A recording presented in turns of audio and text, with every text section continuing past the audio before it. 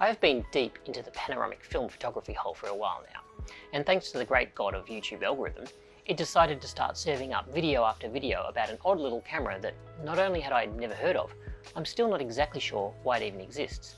The oddly named Minolta Ps, or Ps, or Ps, you choose. So before I knew it, one was winging on its way to me from Japan. One super fast unboxing and random act of origami later, I had one to play with.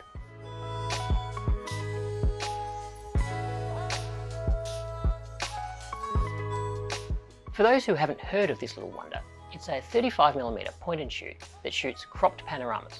Now, I can hear many people yelling at the screen right now that this isn't uncommon. Many point and shoots can do that. And you're right, but my Ricoh R1S has that feature. But what makes the Ps different is it only shoots panoramas. When you look through the viewfinder, it shows you the frame lines for a panoramic image only. Now for the next round of comments, yes, I know shooting 35mm cropped means I'm just throwing away half of the 35mm frame, and I might as well just shoot regular 35mm and crop in post. Whilst this is true, I think you're kind of missing the point here.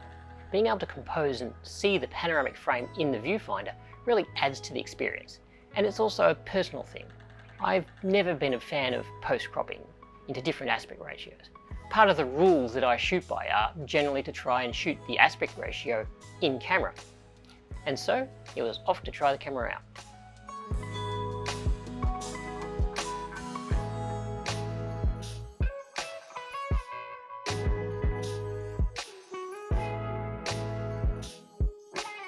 The camera is exceptionally simple, pretty much the perfect example of a point and shoot.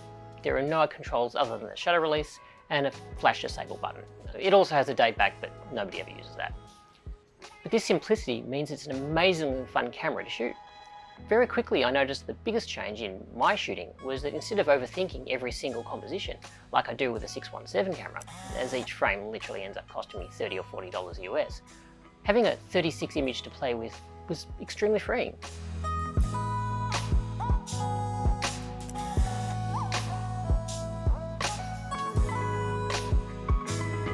Although I didn't realise it at the time, my hit rate for what I would consider good shots was way higher than I'd even expected.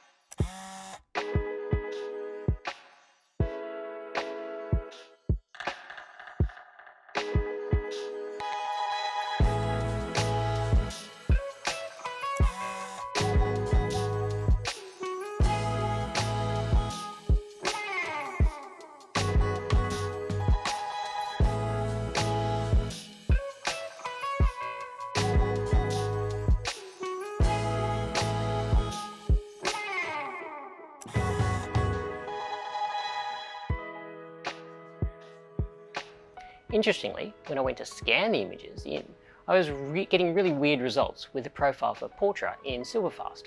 The images were really contrasty and the shadow detail was non-existent, not to mention some really weird colour casts.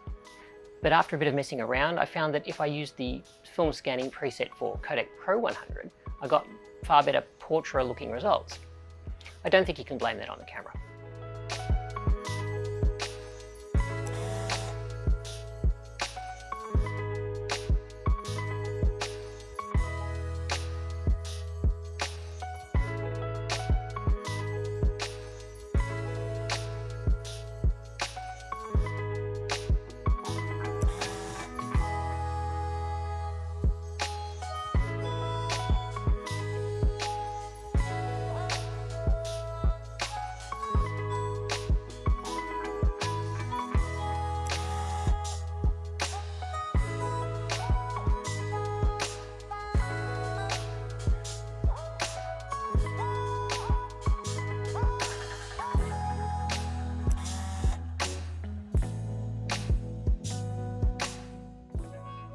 Even with decent film like Porta, the grain is very noticeable due to the small size of the negative.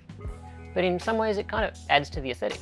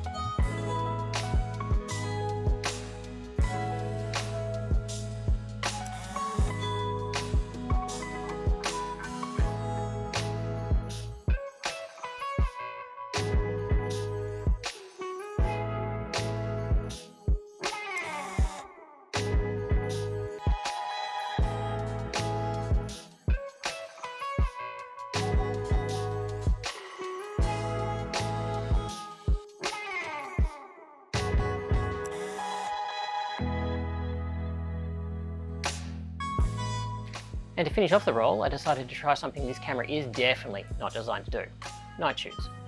So, mounted on a tripod with an L bracket that literally weighs more than the camera, I was able to get a few actually decent frames by manually disabling the auto flash.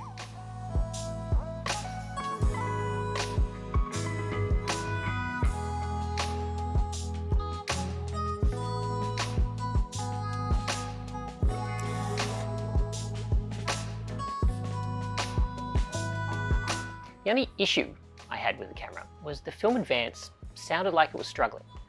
But it was consistent. Every single photo it sounded like it was struggling. And even the rewind sounded odd.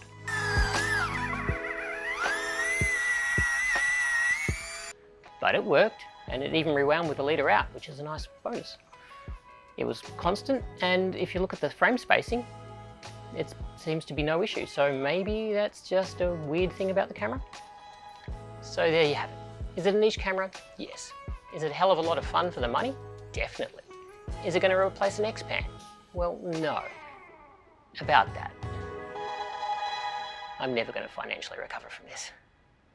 So until next time, tell your dog I said hi.